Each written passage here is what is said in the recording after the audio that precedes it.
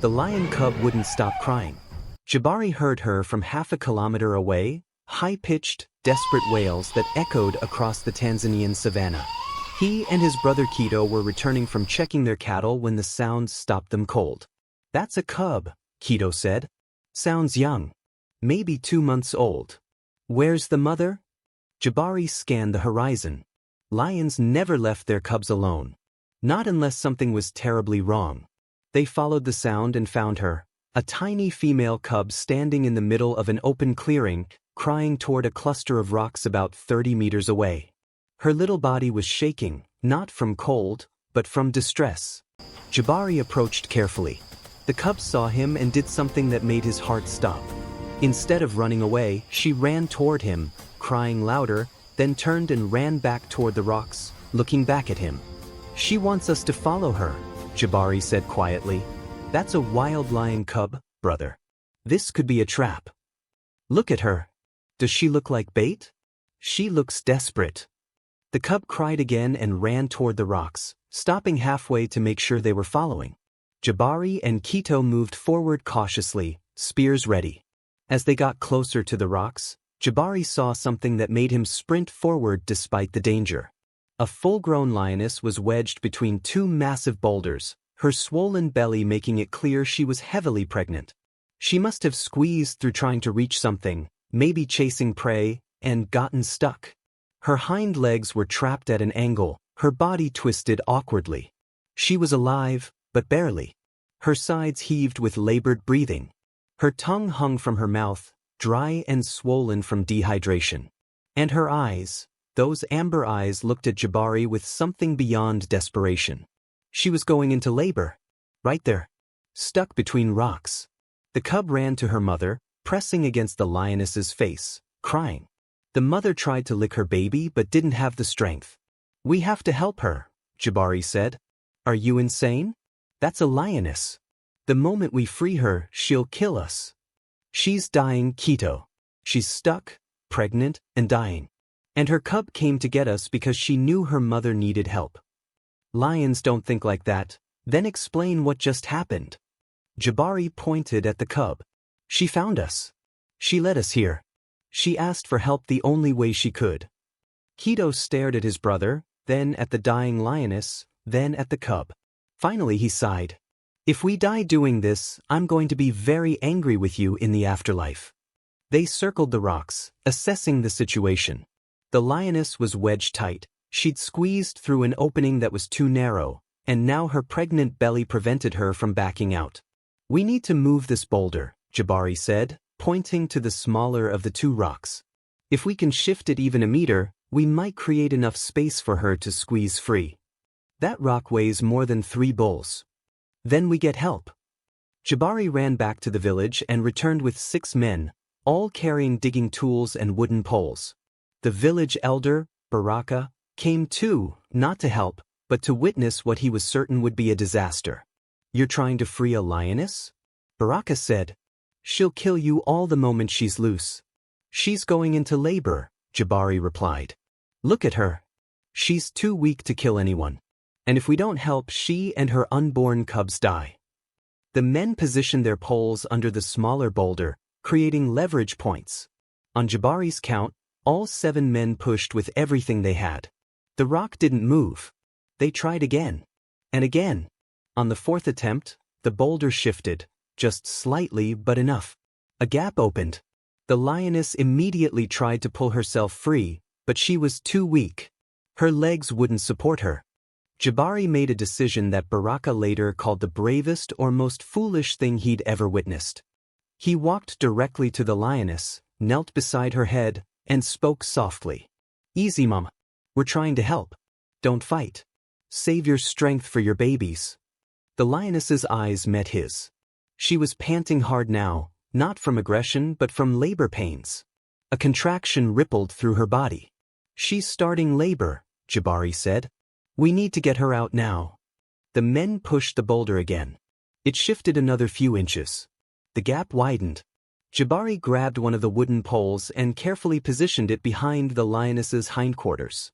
"When I push, she needs to pull. Someone has to encourage her from the front." No one moved. Finally, Keto shook his head and walked to the lioness's face. I can't believe I'm doing this.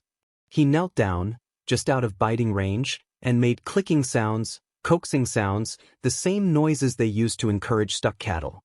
Come on, Mama. Pull. You can do it. Pull. Jabari pushed from behind with the pole while the lioness strained forward. For a moment, nothing happened. Then, suddenly, she popped free, tumbling forward onto the ground.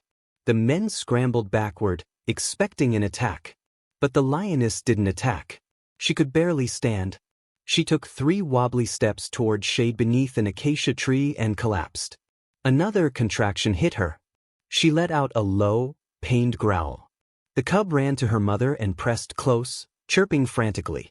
She's going into full labor, Jabari said. The stress of being trapped, the dehydration, it triggered it early. What do we do? Keto asked. We make sure she survives it. Over the next 2 hours, the Maasai men did something that no one would believe. They protected a lioness giving birth. They brought water in gourds and placed it near her mouth. She drank desperately. They created a wind barrier using their traditional red cloths stretched between poles, giving her shade and privacy. They stood guard, watching for hyenas or other predators that might be drawn by the smell of blood and birth. And when the lioness showed signs of distress during labor, when a cub appeared to be stuck, Jabari knelt beside her again. Keto, hold her head. Talk to her. Keep her calm. You're not. I've delivered difficult cattle births. This isn't that different. I think the cub is twisted. Jabari waited for the next contraction, then carefully felt the emerging cub. He could feel it was positioned wrong, one leg bent backward. Moving quickly but gently, he repositioned the tiny leg. The lioness growled but didn't snap at him. It was as if she understood he was helping. With the next contraction, the cub slid free, tiny, wet, not breathing. Jabari's instincts took over. He cleared the cub's mouth and nose, rubbed its chest with a cloth. Nothing. He put his mouth near the tiny nose and gave 2 quick breaths. The cub gasped, coughed, made a tiny mewing sound. Alive. Jabari placed the newborn near the mother's face. She immediately began licking it, cleaning it, her maternal instincts overriding her exhaustion. 2 more cubs followed over the next hour, both healthy, both breathing. 3 cubs total, plus the older one who had found help. A family of 5. When it was over, the lioness lay exhausted but alive, her 4 cubs, 1 older, 3 newborns, nestled against her belly. The men backed away slowly, giving the new family space. The lioness lifted her head and looked directly at Jabari. For a long moment, their eyes met. Then she did something extraordinary. She lowered her head to the ground, a gesture of submission, of acknowledgement, of gratitude. Did you see that? One of the men whispered. I saw it, Baraka replied, his voice filled with wonder. I saw it and I still don't believe it. The men returned to the village, and no one spoke of what they'd done. It seemed too incredible, too impossible to share without being called crazy. But 2 weeks later, something happened that proved the lioness hadn't forgotten. Jabari was herding cattle near the same area when he spotted the lioness with her cubs, all 4 alive and thriving. The 3 newborns were bigger now, stumbling around on unsteady legs. The older cub was helping her mother watch over her new siblings. The lioness saw Jabari and stopped. The men locked eyes again across the distance.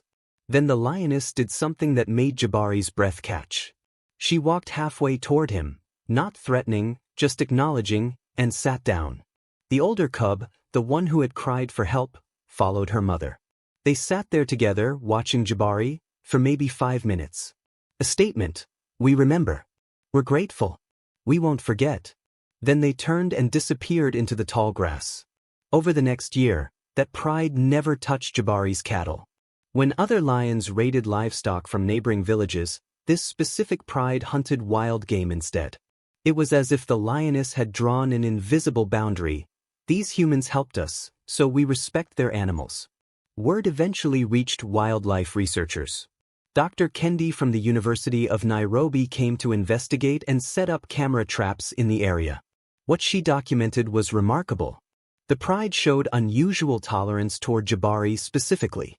When he moved through their territory with cattle, they would watch from a distance but never approach aggressively. "This is unprecedented," Dr. Kendi said, reviewing footage. "She's teaching her cubs that specific humans are not threats.